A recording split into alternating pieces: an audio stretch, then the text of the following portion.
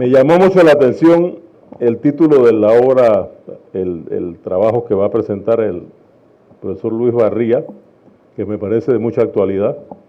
La cosa juzgada constitucional, un análisis de las sentencias de la Corte Suprema de Justicia relacionadas con la mina de cobre panameña de Donoso.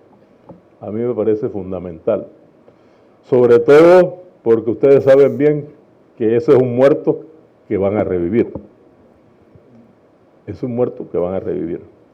La Corte, y aprovecho para saludar a mi distinguido amigo el doctor Sedalice, la Corte hizo un pronunciamiento valiosísimo en la crisis que se dio sobre el tema de la minería, que me parece que tiene un valor jurídico extraordinario, pero todos sabemos que siempre el derecho tiene caminos de lo que, y perdonen que use anglicismo, que no soy muy fanático de eso, cut shot, le llaman en inglés, tomar estas rutas extrañas para saltarse una cosa jugada constitucional y buscar crear una especie de empresa estatal o tercería, tratando de, en mi opinión modesta, de burlarse de la decisión de la Corte Suprema de Justicia y de la decisión del pueblo panameño que de manera masiva salió a la calle a cuestionar este tema del contrato que se hizo con la famosa empresa minera. Pero bueno, cuando estas cosas suceden, yo siempre digo lo siguiente: bienvenidos a la República de Panamá.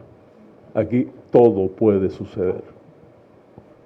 Cuando uno cree que ha terminado de ver las cosas, aparece una gracia nueva. Nuestro siguiente expositor de la noche es licenciado en Derecho y Ciencias Políticas.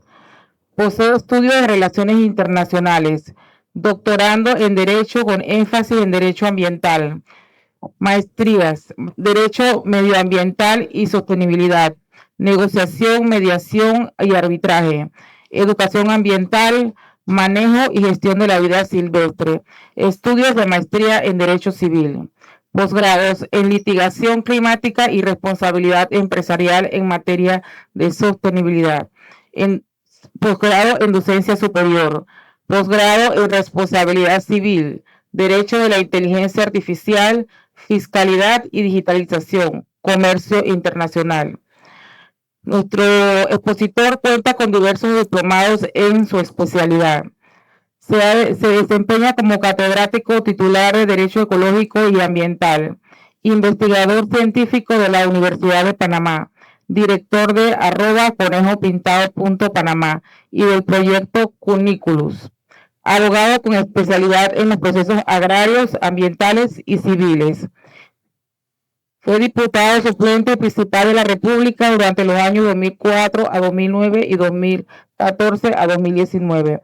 Director del Registro Público de Panamá 2009 a 2011.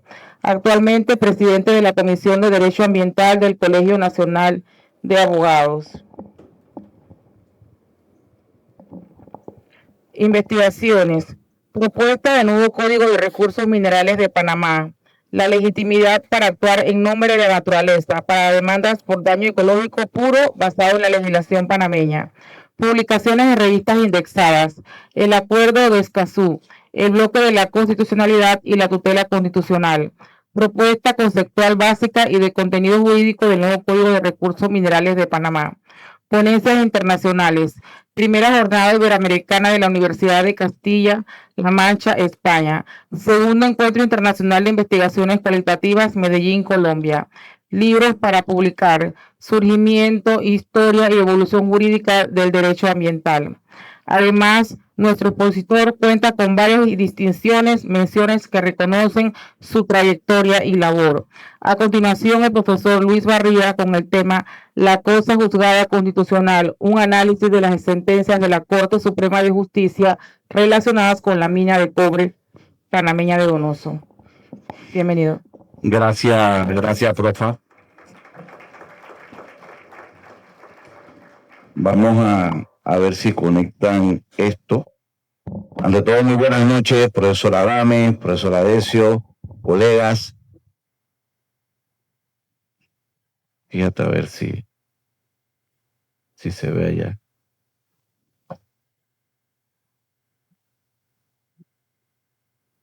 Vamos a esperar allí que salga. Yo traje unos documentos y miren, llegando aquí, yo que tanto discuto, que estoy tratando de escribir, a ver si sacamos doctrina en derecho de mina y derecho ambiental. Y bueno, unos estudiantes míos me trajeron un librito que me lo acaban de entregar, actividades relativas a las minas, así que vamos a tratar obviamente de leerlo para también ver qué podemos traer de allí para nuestras clases. El título de la ponencia que tenemos nosotros está relacionado con un trabajo de investigación que es parte integral de nuestro trabajo doctoral, es decir, estamos culminando nuestro doctorado, y en torno a esa culminación tenemos obviamente varios temas avanzando, una investigación científica que le pido a mis estudiantes me ayuden, igual que el profesor Adames, el decano, a entregarla formalmente en el mes de noviembre, finalizando ya el semestre, pero tanto de mi tesis doctoral, que es la legitimidad activa para representar la naturaleza en caso de daño ecológico puro, el caso de la mina de Donoso, y en mi investigación con la VIP, estoy tratando de que conecten otra pantalla también, porque sé que atrás a veces no se ve. Entonces surge esta otra investigación que hoy, miren, casualidades de la vida, ahorita como a las 6 de la tarde, antes de venir para acá, me llegó un correo de la revista Cátedra que me indicó que los resultados de esta investigación los van a publicar en la revista del mes de noviembre, que es una revista indexada y arbitrada. Entonces, bueno, veremos qué tal se ve en las pantallas, pero creo que desde aquí podemos moverlas perfectamente. Si ustedes ven, nosotros, aunque esto no es una pirámide como la que dibujó Kelsen, esta es una pirámide de los pueblos originarios americanos, profesor Arecio, me sirve para ilustrar lo que quiero. Y lo que quiero plantear del inicio es que, como bien dice allí, los pronunciamientos de la Corte Suprema de Justicia, tanto en pleno como en sala tercera, están arriba, en el top de la pirámide de Kelsen. Son cosa juzgada constitucional. Sí, a los de la mesa, si pueden pasar adelante, sería ideal para que puedan ver. Y esto no admite discusión. El tema está en que se cree que obviamente solo ha existido, así lo creen las generaciones más jóvenes, un pronunciamiento de la Corte en el año 2023, y algunos creen que hubo dos pronunciamientos, el del 23, que fue la declaratoria de inconstitucionalidad de la ley 406, la que generó manifestaciones en Panamá más grandes de toda la historia republicana, ¿no? No es que la independencia, no es que la tajada de sangría antes de eso, no es que todo, obviamente, esta fue la que mayor cantidad de personas puso en la calle, pero no.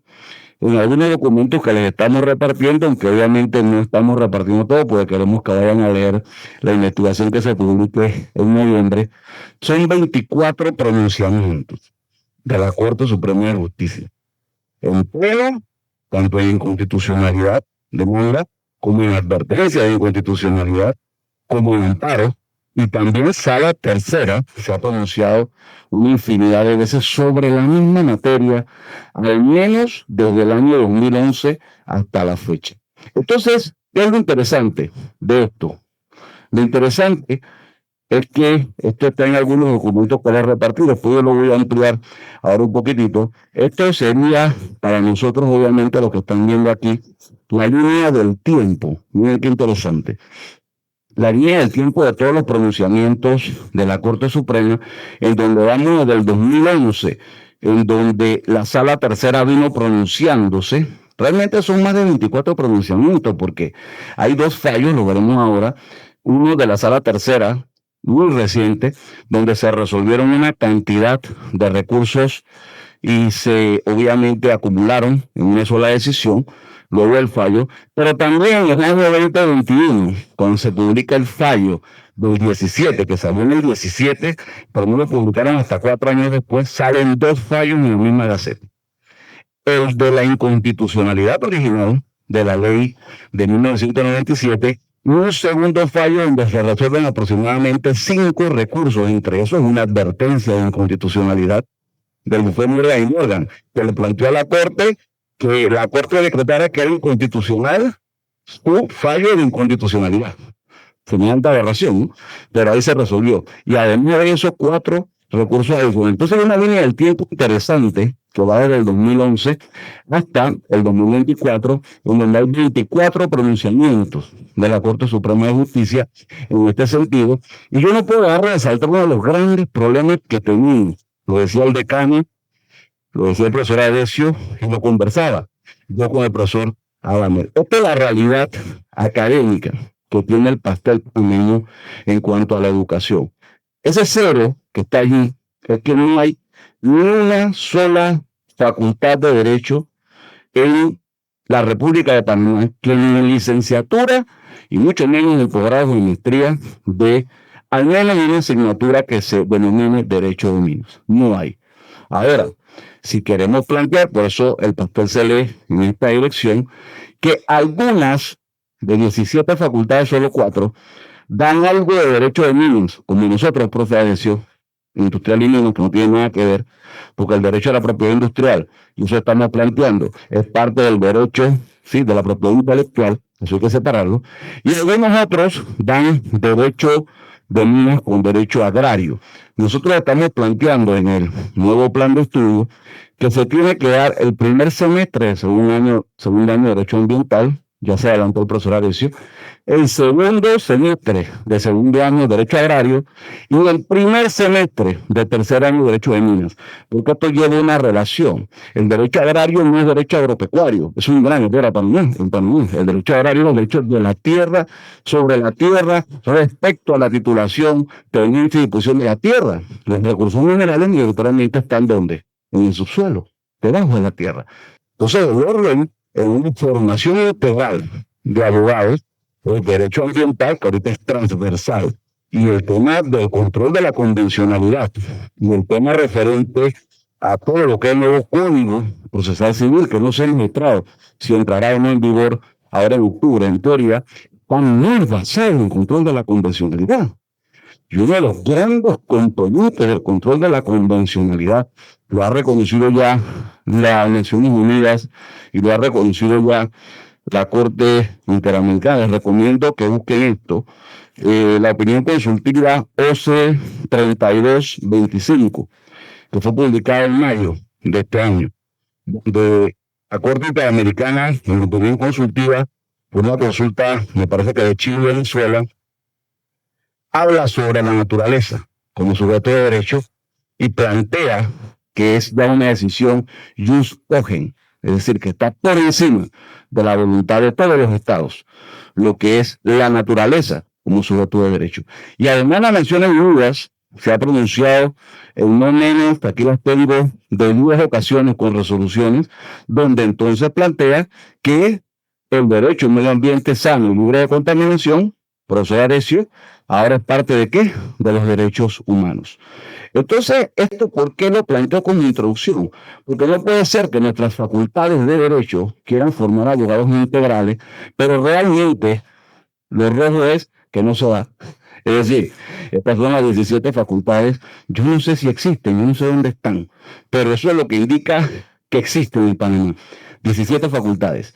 Y ustedes ven facultades como la UMA, de la Universidad de la UMA, de Derecho, que ni siquiera da derecho ambiental en el pensum académico. A ese nivel estamos. Entonces, si nosotros estamos así a nivel educativo, es por eso que tenemos tantas complicaciones al momento de resolver un problema jurídico constitucional, como el tema de la mina de cobre panameña de Donoso. Y obsérvese que yo en mi trabajo planteo a veces ni siquiera mina de cobre, yo digo la mina panameña de Donoso, porque primero no es solo de cobre. Aquí hay oro, ahora tengo un dibujito, oro, molibdeno, plata, cobre y muchísimos otros minerales.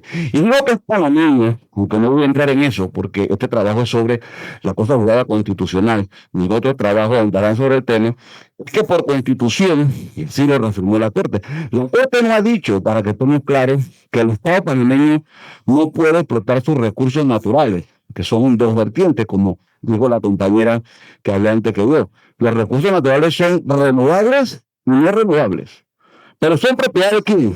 Del Estado.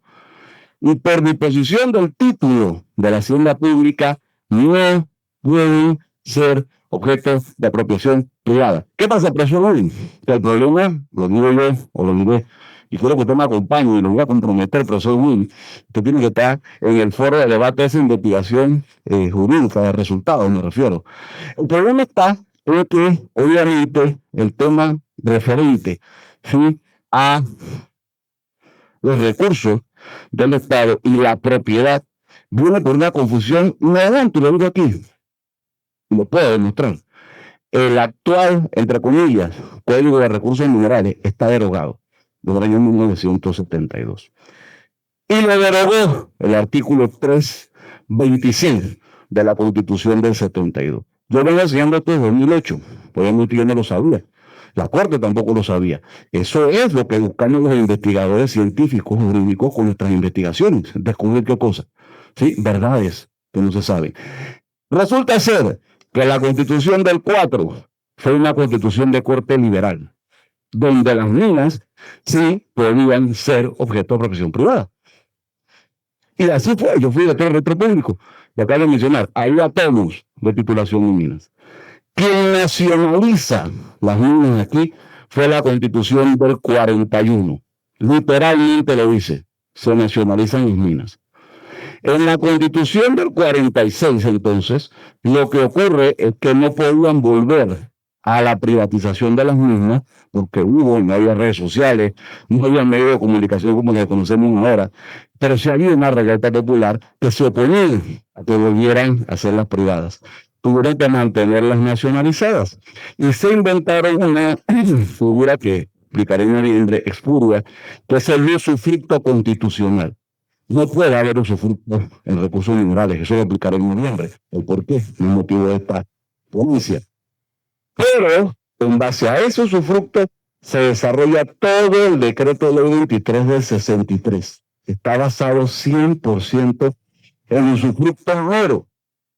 Pero si usted entiende la figura del usufructo, sin yo andar en eso, el usufructo no otorga la propiedad, otorga solo el uso y disfrute. Usted no puede usufructuar los recursos minerales, porque una vez que destroza una montaña, transforma un bien inmueble en un bien inmueble y lo vende, ¿qué es lo que usted va a devolver al ingresar el usufructo? No puede devolver nada, es jurídicamente antinatural. Pero eso no había sido estudiado. Entonces, en la Constitución 72 se elimina el usufructo minero de la Constitución, pero siguen usando el Código de Recursos Minerales, aunque técnicamente está derogado. De eso andaremos después. Entonces, la cosa jugada y este trabajo se basa casualmente en ese tema, de determinar por qué y qué es esa cosa jugada constitucional. Y en ese sentido, nos interesa a nosotros plantear una línea del tiempo, primero resumida, para avanzar un poquitito más. Yo no sé hasta qué hora tengo el tiempo, me dieron que 40 minutos. Lo cierto es que esa línea del tiempo, vamos a ver solamente algunos, y más adelante trataré de poner los PDFs. Nos lleva en el 2011, cuando la Corte niega el amparo. Por eso digo que se ha pronunciado en Sala Tercera y en amparos y en inconstitucionalidad. Niega un amparo presentado por Minera Panamá respecto a la resolución AG 0139. ¿Qué es esa resolución? La que crea el área protegida de Venezuela. Entonces la mina planteaba que era inconstitucional, ¿sí? Bueno, el amparo, pues plantea obviamente, se amparó para que fuera derogada sin efecto esa resolución, y la Corte obviamente dijo que no. Luego, entonces la Corte en el 2012 rechaza la solicitud de aclaración del amparo, en el cual se le había negado el mismo. Posteriormente, en el 2014, la Corte admite que presenten pruebas en un contencioso administrativo, es decir, como no pudieron vía amparo, se fueron entonces en la tercera. Por eso es que la investigación ha recopilado toda la documentación que ni siquiera está recopilada en la misma Corte. No tienen idea lo difícil que fue ubicar todo esto. Y si está recopilada en la Corte, pues no sabemos dónde. Está dispersa. Ahora, este trabajo busca casualmente recopilarla en un solo documento. En el 17 viene la sentencia de inconstitucionalidad que declara inconstitucionalidad, un precedente excelente, jamás, por lo menos, no sé, hasta 1904 o 5 por allá, pero jamás en la historia reciente la Corte había decretado inconstitucional un contrato de ley. Que de los contratos de ley también hablamos en nuestra investigación y en nuestro trabajo doctoral. Y esto fue un precedente, porque además fue todo el contrato de ley. Después de eso, en el 20, otro amparo de garantías que le niega a la Corte. En el 2023, me estoy saltando lo del 2021, que eso lo haré después en los PDF. Entonces la Corte falla nuevamente. Ya había cosas jugadas constitucional. Y uno de nuestros planteamientos es que no es que la Corte tiene que decir que hay cosas jugadas constitucional para que exista cosas jugadas constitucional. Eso no es cierto. Desde el mismo momento en el que la Corte se pronuncia en inconstitucionalidad, ya hay cosas jugadas constitucional. Pero bueno, la Corte tuvo que volver a hacerlo y reiterar. Un fallo que les voy a decir es pero muy instructivo e interesante desde el punto de vista académico. Entonces, esto donde nos lleva algunos antecedentes históricos rapidito. La mina de cobre ha tenido una cantidad de controversias por todo lo que hemos venido explicando, los contratos de la legislación, es decir, un ir y venir entre contratos basados en ese código que yo planteo, está derogado, del 63, que obviamente brindan o tratan de brindar. Yo les voy a decir el por qué. Yo utilizo, y perdón con mis profesores que sea un poco peliculesco en mi frase, pero a mí me encanta Star Wars. Pero yo siempre hablo del tema de los Jedi y de los Sith, porque en esas películas, que al final son libres, saben lo mismo los Jedi que los Sith. Unos lo usan para el bien y otros lo usan para el mal. ¿Por qué ustedes creen que siempre han querido brindar estos contratos de ley? Porque precisamente los que saben lo que yo ahora sé, saben que ese código está derogado. Al hacer un contrato administrativo ley, luego mata ley. Y la ley que rige para las concesiones como mineral Panamá ya no es el Código de Recursos Minerales, sino el contrato ley. ¿No entendiendo? O sea, aquí ha habido muchas cosas en el país que nos han dicho, ¿sí? Esa es la gran verdad de por qué la necesidad de una existencia de no quedarse con un contrato administrativo y blindarlo. Siempre han sabido que ese código está derogado porque no puede existir tal cosa como un usufructo, porque si bien es cierto, y me adelanto a las conclusiones, el Estado panameño puede extraer sus minerales, vamos a la discusión después del tema ambiental, claro que sí, y el tema económico, de los recursos naturales, no puede dárselo a ninguno de los que la extraen. Lo que podría a través de la concesión, que es lo que dice la Constitución, es que le realicen un servicio profesional de extracción. Punto. No de apropiación, porque la Constitución dice literalmente que no pueden ser objeto de apropiación. Y va de artículos 257 y 258, entre otros. Entonces, este tema de los fallos judiciales relevantes que vamos a ver ahora han estado influyendo, obviamente, en que los ejecutivos insistentemente traten de derogar, una vez que se pronuncia la Corte, algunas normas jurídicas, tratando de insistir, como el famoso decreto de gabinete, en el cual se basó el magistrado Mejías, por del fallo del 17, que lo primero que hicieron los ejecutivos después de ese fallo fue derogar ese decreto de gabinete que no permitía que se dieran concesiones administrativas, me explico, sin una serie de requisitos, pensando que con esas derogatorias podían insistir nuevamente en otro contrato de ley. Entonces, todo esto, obviamente, si vamos a definir, y ahí sí me voy a permitir leerlo, la definición de cosas juzgadas constitucional se refiere a la estabilidad y definitividad, perdón, de las decisiones judiciales en el ámbito constitucional. Este principio asegura que una vez que un tribunal ha emitido una sentencia definitiva sobre un asunto, en este caso constitucional, esta no puede ser cuestionada por otro tribunal, ni siquiera por el mismo. ¿Cómo con esto? Hay un tema de la doctrina de los actos propios. Es decir, lo que está ocurriendo en Panamá es que el pronunciamiento de la Corte dice esto no es el pronunciamiento de un poder del Estado y ya. ¿Es el pronunciamiento de quién? Del Estado panameño. Entonces el Estado panameño, bajo la doctrina de los actos propios, ya se pronunció en este tema. No puede ninguno de los otros poderes entrar en contradicción, porque la Corte cuando se pronuncia, sí, es el Poder Judicial, pero en el fondo, ¿quién? El Estado.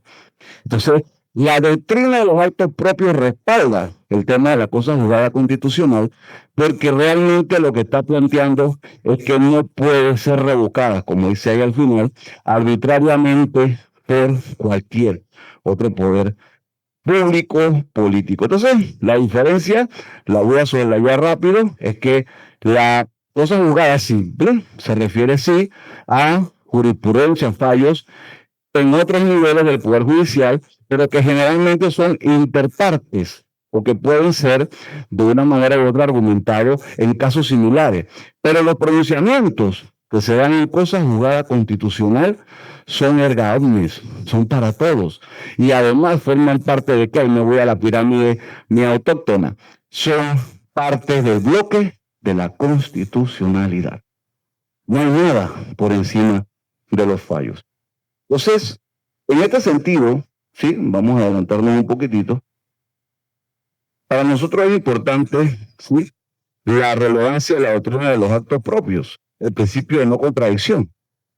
Los estados ya se pronunciaron, y en este caso, en 24 pronunciamientos, no hubo ni uno a favor de los abogados de la minera. Las únicas dos cosas que la Corte en sala, en pleno, en amparo, les falló a favor, fue uno en donde lo admitían que se abriera el proceso a prueba. Si es que eso, pues un pronunciamiento, pero no era de fondo. Y el otro donde daban curso, obviamente, a uno de los recursos, pero al final fallaron en contra.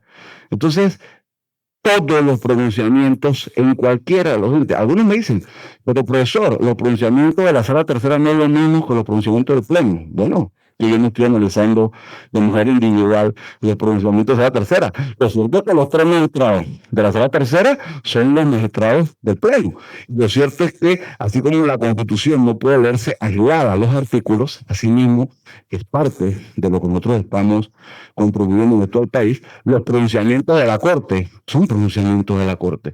En sala, en pleno, al final, lo interesante es que han sido casi todos unánimes, y además en el mismo sentido. Entonces sí, el principio de no contradicción, la seguridad jurídica, en este caso constitucional, y la protección de los derechos adquiridos. ¿Derechos de quién? De la nación panameña y del Estado panameño. En este caso la Corte, al declarar inconstitucional operativamente estos hechos, lo que ha dado como consecuencia es que ha dado la protección de los derechos adquiridos, y en el último fallo del 23, la propia Corte habla de la ley 287. Les recomiendo que la lean. Esa ley 287 es la que crea en la República de Panamá a la naturaleza como una persona jurídica. La Corte lo menciona. Es decir, es el equivalente a una persona jurídica que puede sufrir daños. En Panamá ya eso se reconoció con la ley 287. Entonces, en este sentido, es también importante que esta aplicación de la doctrina de los actos propios, me resumo a la parte final, desde donde dice, no sé si lo pueden ver allí, me paso por acá, para señalarle, no tengo que leerlo todo, yo no sé si se ve bien, de donde dice este análisis. Entonces, como yo planteo allí, donde dice este análisis es crucial para entender cómo la Corte garantiza la estabilidad del ordenamiento jurídico a través de la cosa juzgada. En el caso de un Estado, que es una persona jurídica de derecho internacional, el pronunciamiento de la Corte se convierte en un acto propio del Estado, no solo del Poder Judicial de este Estado. Por ende, bajo la doctrina de los actos propios, una vez fijada y reiterada, y en este caso la Corte, cáiganse para atrás, muchos no lo saben, después del 23 se pronunció 4 veces.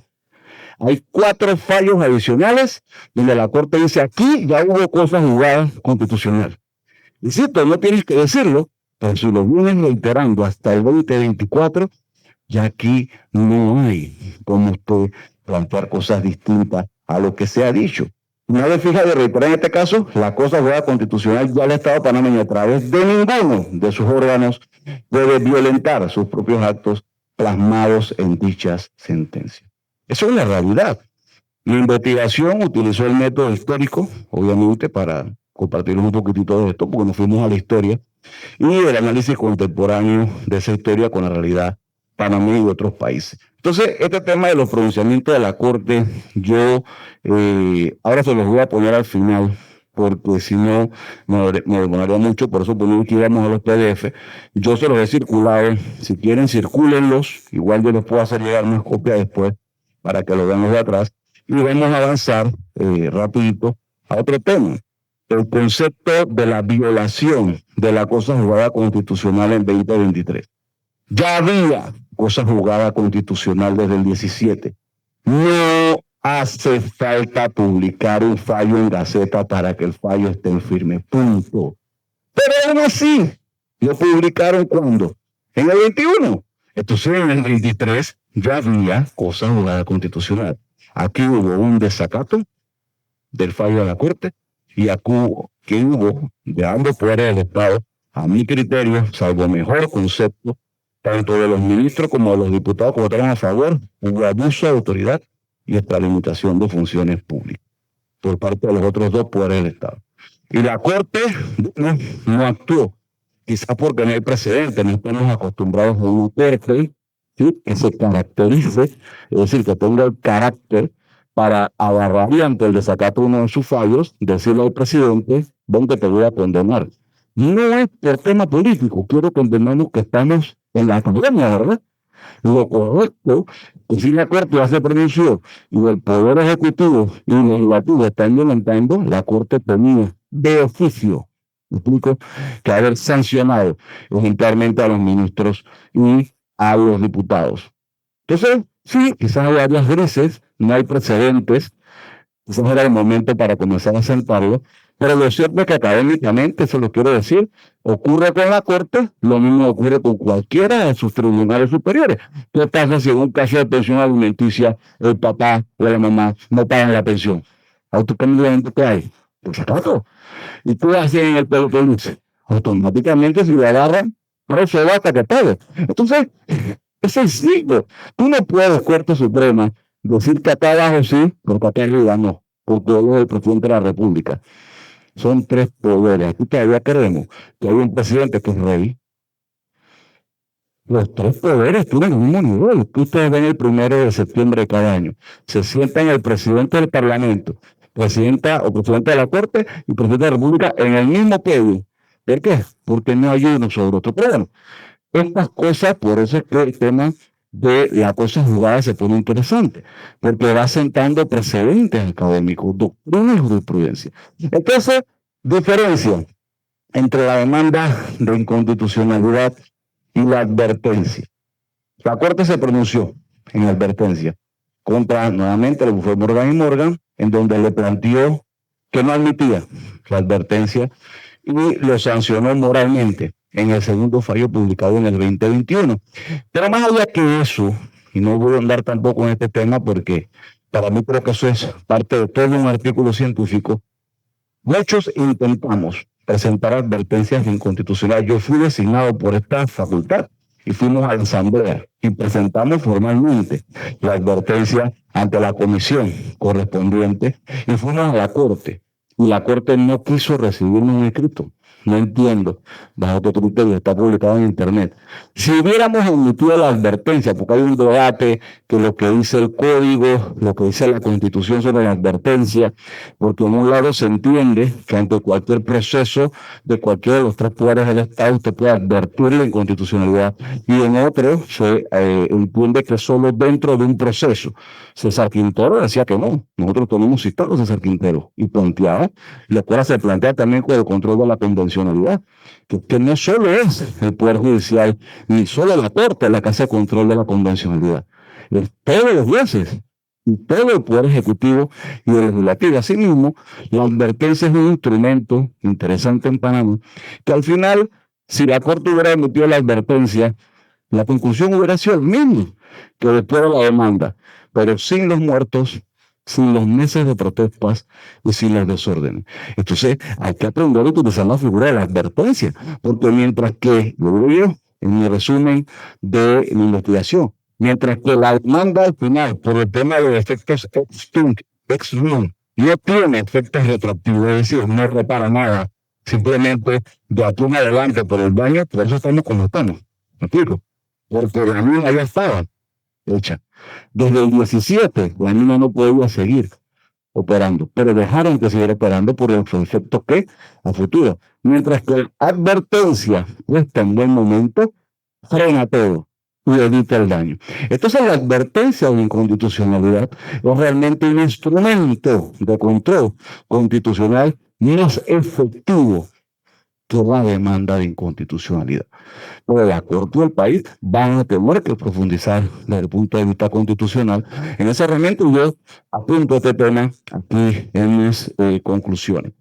Adicionalmente, pasemos rapidito, bueno, ya lo dije, el Poder Ejecutivo tenía que respetar la cosa jugada, el Poder Legislativo tenía que ser una legislación consciente de haberse abstenido de este tema y tiene que hacerse un diálogo con la ciudadanía. Entonces, las implicaciones de la Corte Constitucional, bueno, sencillamente la estabilidad legal garantizada, el tema de la confianza entre el Estado y las empresas tiene que respetarse, porque es que si no se respeta para esto, tampoco se va a respetar para el otro. Entonces tú no puedes pedir que respete las decisiones de la Corte de inconstitucionalidad para lo que te conviene, pero para lo que no te conviene, entonces está pidiendo que se insista y se insista. No, no se puede. La protección ambiental reforzada y el condicionamiento de las concesiones, que se los digo objetivamente, porque siempre hay un tema entre ambientalistas más radicales y mineralistas más radicales. No. Aquí hay que ser correcto. Sí, yo lo acepto. Claro que la Corte no ha dicho, ni la Constitución lo dice, ni no hay nada que impida el Estado. Hay dos principios, por eso Derecho, pero una tanto, de la Cumbre de Río. ¿El principio de qué? De soberanía sobre sus recursos ¿qué? Naturales. Es un principio. Todos los estados pueden disponer de recursos naturales. El Estado, en el caso de Panamá, sin apropiación privada. Entonces, ese es un tema interesante. Las concesiones pueden darse, pero la Constitución primero dice que es el Estado. A través de empresas públicas o mixtas, el Estado tiene que crear sus empresas públicas o mixtas si usted quiere seguir con este tema. Y si es así, que le da empresas privadas, que sería la tercera opción, es solo para que extraigan y no para que puedan apropiarse de nada. ¿Cómo así, profesor García? Yo les voy a poner aquí un videito para que se caigan para atrás de qué es lo que está saliendo de allí. Entonces, el tema de las responsabilidades y los límites impuestos por las cosas juzgadas, creo que ya lo he dicho. Obviamente, no se puede seguir discutiendo un tema que ya fue discutido, por lo menos no en las mismas premisas. Es decir, no es un tema, como dice el Ejecutivo, designando el contrato a la Asamblea, no, porque lo pueden reducir a eso. No. Usted no puede dar una concesión en el sentido en el que usted estaba. Aunque dije que no lo voy a andar en. A ver, el usufructo.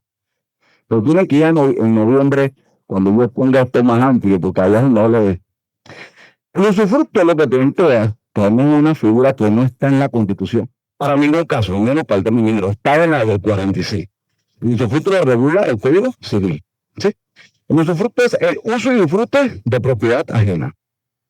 Yo puedo, como Estado, vamos a hablar lo que está de moda, los corredores, los puertos, el tren, no estoy de acuerdo con ninguno de esos contratos porque son dañinos en las medidas que se han dado.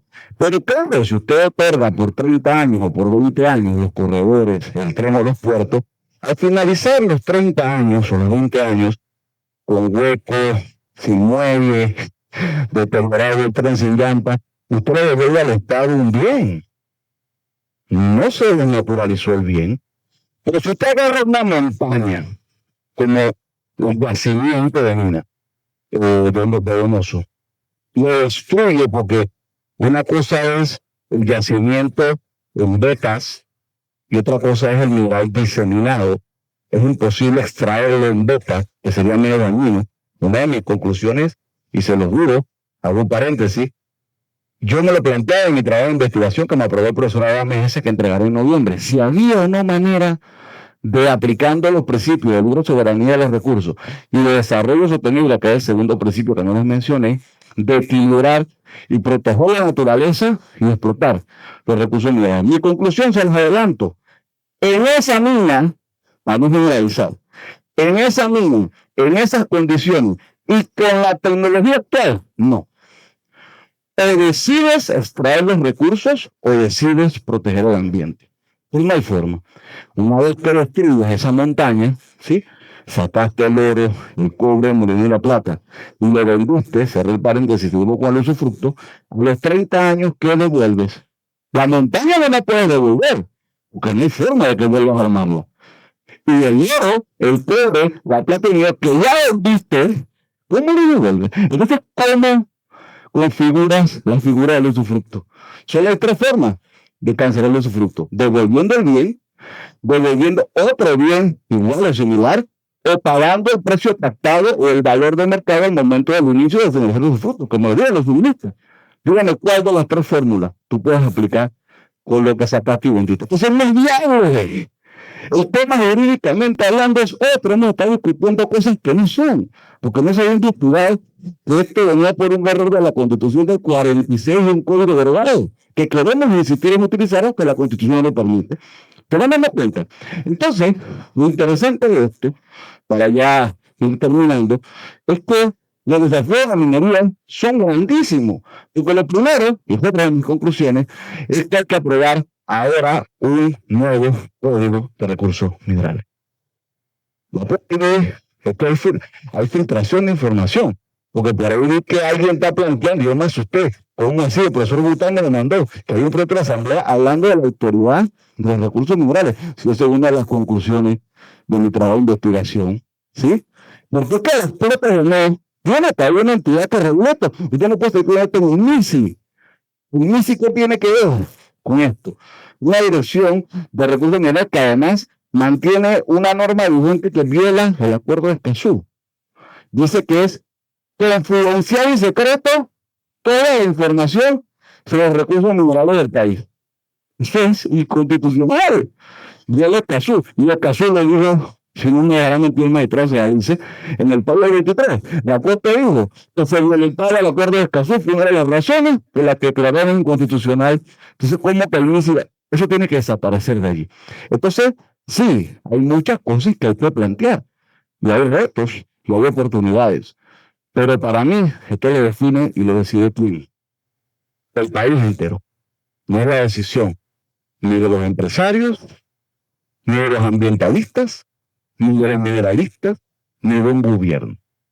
Hay una realidad. La propiedad, dice la Constitución, ¿es de quién? Del Estado. ¿Y el Estado lo conforma quién? La nación. ¿Y la nación somos quién? Los ciudadanos. ¿Cómo vamos a evaluar eso? Para allá, para acá, yo no sé, pero insisto, son conclusiones que se van teniendo. Entonces, miren esto rapidito, miren, no sé si se ve bien, pero lo que están viendo dura nada más 1 minuto y pico, menos de 1 minuto. Los de arriba son los países que reservan oro, y los de abajo son los países que producen oro. Entonces, miren qué interesante. Ni les digo porque voy a avanzarme que buscan a Panamá arriba. Panamá no tiene reservas de oro. Pero adivinen, este video ya se lo puse yo casi a todos mis salones de maestrías y de licenciatura. Pero ustedes van a ver aquí en 30 segundos que aparece Panamá, y ahí yo voy a pausar el video. Y les va a aparecer hasta antes, magistrado Sedalice, profesor Will, profesor Adame y los demás profesores, perdón si no los veo, que me quité los lentes que están aquí. ¿Cuántas toneladas de oro produjo Panamá hasta antes de la derogatoria? Cifras oficiales, lo tengo citado en mi trabajo, no son fuentes aleatorias. Todo mi trabajo tiene unas referencias bibliográficas y fuentes fidedignas. A junio, aquí está, a junio de 2023, un mes y medio, 2 meses antes de la ley, aquí está, 11 toneladas de oro había extraído Panamá, ¿sí? Solo en ese tiempo. Ahora miren esto, 11 toneladas de oro, hay oro extraídos en 2023, 1 tonelada transformando a onzas, ¿no? Sabemos que si gramos, que eso no importa. Transformado a onzas son 35.223 onzas. Entonces, 11 toneladas serían 388.014 onzas de oro extraídas. Al día de hoy, sube y baja, pero nunca baja nada, siempre va para arriba. La onza está en $3.857. Eso quiere decir que entonces si multiplicas los 388.000 X onzas por 3.000, te da que vean 496.569.998 se vendieron en oro en Panamá solo a junio de ese año. Imagínense después de, y lo que no sabemos, sigue el cobre, sigue la plata, sigue el molibdeno y sin la cantidad de chécheres que salen de allí. Entonces, si eso es en 6 meses, ¿cuánto es lo que está produciendo Panamá? Se estima, creo que se lee, que esa mina son más o menos 10.000 millones en brutos y en materia no transformada, lo que viene a se llama logo B, aunque dicen que estaban haciendo lingotes, pero es una venta bruta. Dentro de mis conclusiones, insisto, yo no estoy diciendo si se hace o no se hace, yo me pongo en los dos escenarios, ¿verdad? Pero dentro de mis conclusiones, en el escenario que no se haga, pues no se haga. Hay que plantear cómo resolver el problema del hoyo que ya está y de poder cerrar la mina. Pero en el escenario de que la decisión sea, pues, de que se siga explotando la mina porque ya está abierta, no puede ser con Minera Panamá. Y ese cuento del arbitraje, qué casualidad que sale de nuevo el tema del arbitraje en este momento, ¿verdad? Miren, ¿qué ustedes creen que quiere el mundo? Buena idea ponerlo aquí de Noruega, de Arabia Saudita o de Emiratos Árabes Unidos. ¿Qué creen que el mundo quiere esa empresa que se llama Minera Panamá? El mundo lo que quiere en el fondo, ¿qué es? El cobre y el oro. Le da igual quién lo extraiga. Si Panamá decide extraerlo en base a lo que dice su constitución y a los fallos y a las cosas jugadas de la corte, el mundo se lo va a comprar a Panamá y el mismo mundo va a hablar con Minera Panamá hasta un lado, que después te resolvemos. Sí, de crudo y duro. Así que no se dejen cuentear de ese tema de arbitraje, porque aquí la discusión no es una empresa. El problema es que hay muchos panameños que son accionistas de esa empresa y esto es lo que se está discutiendo. La discusión no es esa. La discusión es si lo hacemos o no. Insisto, no pueden dar mucho porque ya estoy, creo que está haciendo el tiempo de los 40 minutos, pero si la decisión fuera hacerlo, lo tiene que hacer el Estado panameño, con empresas propias. Y puede sí contratar mediante concesión, si le quieren llamar, los servicios de, mas nunca ceder ni un gramo de la propiedad de ninguno de los minerales. Entonces Panamá tendría a través de un nuevo código que tiene que aprobarse para ello con el código de ambiente. No puede haber código de mina sin código ambiental. Tiene que haber un equilibrio. ¿Sí? Es Panamá el que debe vender los lotes de mineral en subastas públicas internacionales, que le paguen por delante y que lo van a buscar. El oro no se debe vender. Aquí usted cree que tiene, por eso puse el video, las reservas lo compra, porque el oro te soporta qué cosa, las economías. Entonces, ¿cómo que Panamá no tiene ni un gramo de oro en tesoro? Si tú estás planteando que es hacer el camino, que no lo sé, el oro se queda y atesora y fortalece tu economía. Entonces, todas estas discusiones, por eso les digo, van un poco más allá de lo que hemos estado viendo. El tema es un tema que tampoco voy a entrar mucho de la conclusión, porque también se las voy a entregar, porque si no ya el PDF es muchísimo. Y es cierto es que el tema de las reflexiones finales, que sí me voy a eso, perdón, que me pasé, sí, es que la cosa jugada constitucional, no sé por qué no se amplía allí, se los voy a leer. La cosa jugada constitucional en Panamá establece un marco jurídico y legal, ¿sí?, sólido, que limita la revisión de decisiones judiciales y afecta directamente la explotación de recursos minerales. Las sentencias de la Corte Suprema han enfatizado la necesidad de que el Estado mantenga el control sobre sus recursos. Y lo dice la Constitución, que la Corte no puede decir lo que no diga la Constitución, pero los fallos también lo dejan ver. Priorizando el bienestar social y ambiental de cara al futuro. Es esencial que cualquier decisión relacionada con la minería respete estos principios, garantizando la participación ciudadana, eso dice Escazú, y el cumplimiento de la normativa ambiental. Esas auditorías que están haciendo no tienen que hacer ninguna auditoría. ¿Me explico? Eso es gastar plata por el gusto. No hay forma, insisto, de que una explotación minera y la conservación ambiental en este tipo de minas en esta época con la tecnología pueda mantenerse. La decisión es dura, pero es real. Si ya está destruida, sigue acabando o no lo hagas, pero no intentes plantear que vas a hacer unas auditorías para que la explotación sea ambientalmente amigable. No. O sí o no. Esa es la decisión que tenemos que tomar. Los números están allí y los que somos ambientalistas, que no quieren entrar en este incito porque es todo un tema que me demora más, sabemos obviamente los problemas y de ahí está parte de mi tesis, el daño ecológico puro. Hay un daño ecológico puro que se causó con esa mina. Pero el país tiene que tomar sus decisiones y en ese sentido, pues, yo creo que es parte de lo que esta universidad, la academia, los jueces y las futuras generaciones de estudiantes tienen que ir profundizando. Muchas gracias.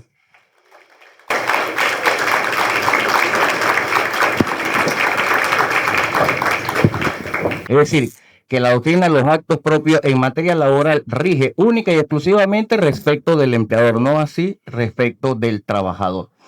Pero es una teoría de argumentación, es decir, entre las partes y no respecto del juez. Entonces, aquí me distancio y debo hacer una aclaración desde el punto de vista académico, ya que usted me invocó como docente y también como magistrado de producción del criterio jurídico que se planteó en la sentencia de la que usted es verdaderamente un estudioso. Yo reconozco que hay una de las afirmaciones con la que estoy de acuerdo con el doctor Barría, y ya yo le he dado el grado de doctor académico porque lo tiene, es en que resulta que el código minero sí ha desaparecido del mundo jurídico.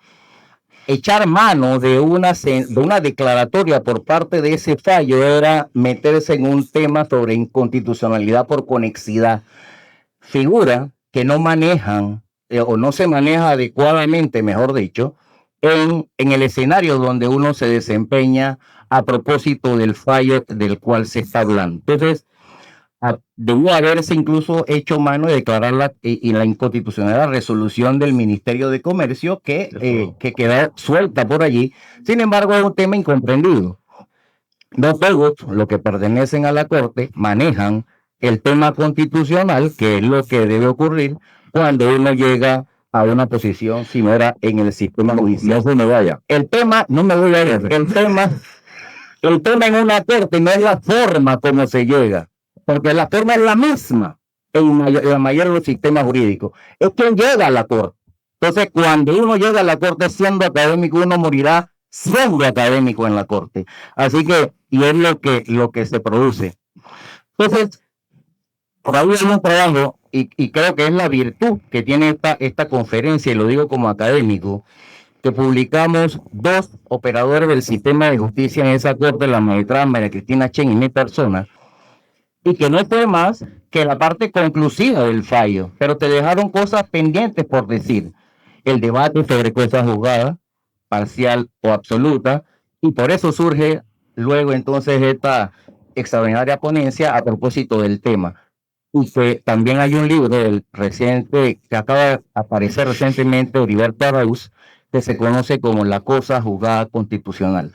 Ahí también se tocan parte de estos temas. Entonces, quiero felicitar desde el podio y ahora desde aquí para al doctor Barría por esa intervención, pero tomando distancia respecto de la doctrina de los actos propios. No se me vaya. Esto es lo importante de los debates académicos. Creo que el magistrado malinterpretó, pero lo invito a que vea un artículo científico que publicará la revista Catedral Contrario, magistrado. Cuando usted ve que yo digo que la Corte se ha pronunciado siempre, salvo en 2 ocasiones que no son de fondo, admisión de prueba de otras, es que la Corte ha mantenido su doctrina de los actos propios. Yo lo que estoy planteando, y eso es parte de mi investigación y lo demuestro en mis conclusiones, es que cuando la Corte se pronuncia el Estado, y que los que han ido en contra de la doctrina de los actos propios del Estado como Estado, que claro, esto es una discusión, se quieren ver los poderes separados, pero no es un mismo país, son el Ejecutivo y el Legislativo, no la Corte, porque al contrario, es lo que demuestra la investigación. Desde la Sala Tercera en amparo, en ilegalidad, en plena audición, nulidad, en inconstitucional advertencia, la Corte mantuvo sus actos propios. Es decir, indistintamente de la insistencia, a mi criterio, en desacato, que es lo que yo decía, y lo que sí dije que la Corte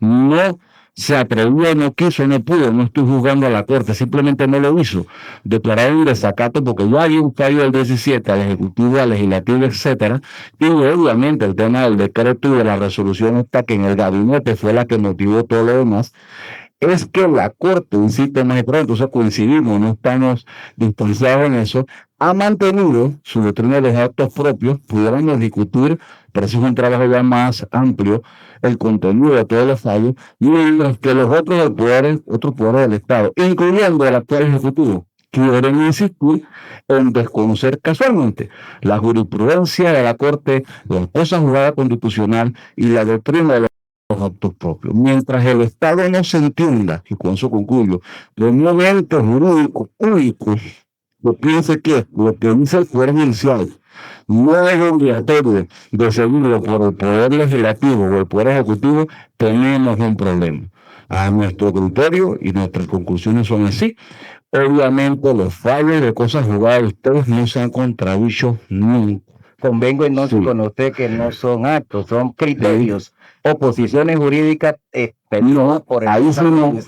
Porque también hay una de los problemas de este propio estatal, que eso es una discusión interesante. Claro que cuando hacemos esa discusión, lamentablemente en una circunstancia no puedo participar en ese tema que era lo que hubiera querido confrontar con el doctor Will. Pero sí, la Corte se ha mantenido, para que sepa, el debate se ha mantenido siempre. Respecto del debate de discusión y de polémica de temas analizados de manera extremas o puntos opuestos. Le agradezco mucho la oportunidad de poder referirme a este tema ya que me mencionó. Gracias, profesores. ¿Alguna otra pregunta para el profesor Arecio, para la profesora Aguirre? Allá, ve. Venga.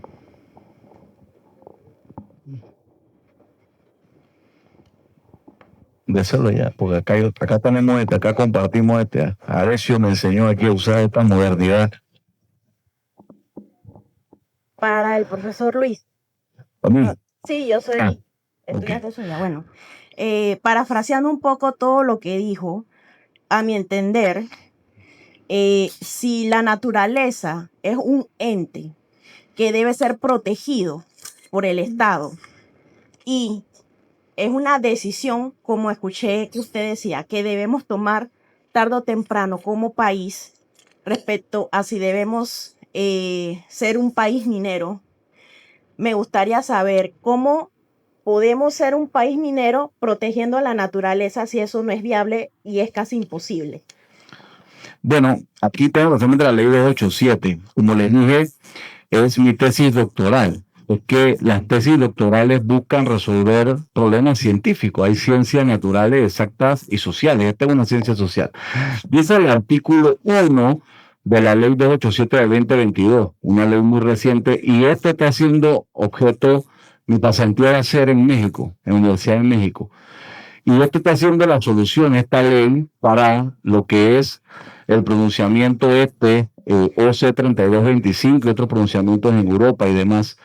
Esta ley, artículo 1, tiene por objeto reconocer a la naturaleza como sujeto de derecho, así como las obligaciones que tiene el Estado y todas las personas, ya sean naturales o jurídicas, para garantizar el respeto y protección de estos derechos. El Estado deberá asegurar a través de su ordenamiento jurídico, políticas públicas y programas, un uso sostenible de los beneficios ambientales de la naturaleza, la prevención y control de factores de deterioro ambiental, la imposición de sanciones y la restauración por daños causados. ¿Qué ocurre?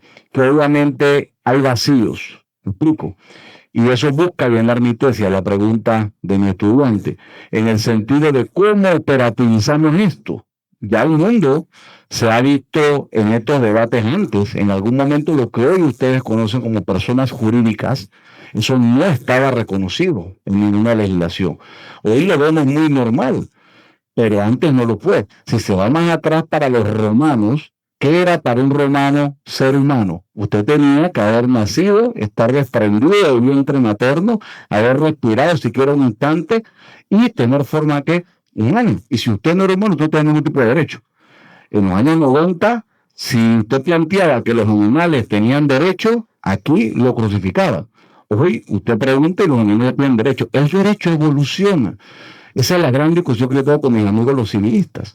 Por eso es que en mi tesis doctoral yo planteo que temporalmente a su pregunta va a ser en la jurisdicción civil, donde esto tenga que irse atendiendo, porque dice Escazú, dice la Convención de la Corte Interamericana de Derechos Humanos, que usted no puede negar el acceso a qué, a la justicia. Es decir, ya no puede ser la teoría de mis otros amigos los procesalistas, de que si no hay un código, una ley procesal administrativa, procesal civil, entonces el derecho no sirve. Eso era hasta estos momentos. Tendrá el Estado panameño, todo eso yo lo desarrollo obviamente en mi tesis doctoral y iremos a un debate, así como con el amigo profesor y magistrado, donde eso es lo que se llama la defensa de su tesis. Yo planteo que inicialmente tenemos que irnos por lo que existe. La jurisdicción civil tiene que resolver los temas por daño ecológico puro, pero yo planteo también que debe haber una jurisdicción ambiental. Y no soy el único que lo plantea. Esto se está planteando en Chile, en Argentina, en Europa. Sí, en Europa, por ejemplo, en España, búsquenlo en internet cuando puedan, el caso del Mar Menor. Había un problema de contaminación de un mar, que lo llaman el Mar Menor. ¿Y saben cómo lo resolvieron? Le dieron personería jurídica al mar. Así que no estén pensando que esto es una locura. ¿Sí? El mundo camina hacia allá.